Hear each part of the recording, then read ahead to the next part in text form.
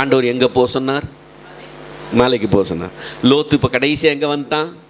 மலைக்கு வந்தான். இப்போ ஆண்டவர் சொன்னார், லோத்து கீழ்ப்படிஞ்சான்னு அர்த்தமா? இதுக்கு பேர் கீழ்ப்படிதலே கிடையாது. கடைசியாக செஞ்சான். இப்போ சொன்ன உடனே அதை செய்திருந்தா லாபமாக இருக்கும். இப்போ ஆபிரகாம் சொன்னோன்னு செஞ்சான், அது அவனுக்கு ஆசீர்வாதமாக இருந்தது. ஆனால் லோத்து சொன்ன உடனே செய்யாமல் காலதாமதம் பண்ணி வாக்குவாதம் பண்ணி கடைசியில் செஞ்சதுனால விளைவு என்னன்னு நினைக்கிறீங்க?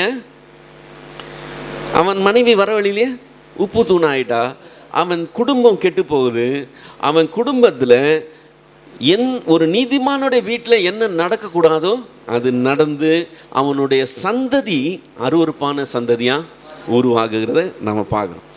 கீழ்ப்படியாமை விலை அதிகமாக கொடுக்க வேண்டியிருக்கும். அதுக்குண்டான காஸ்ட் அதிகம். அதனால் அது விளையாட்டாக எடுத்துக்கூடாது.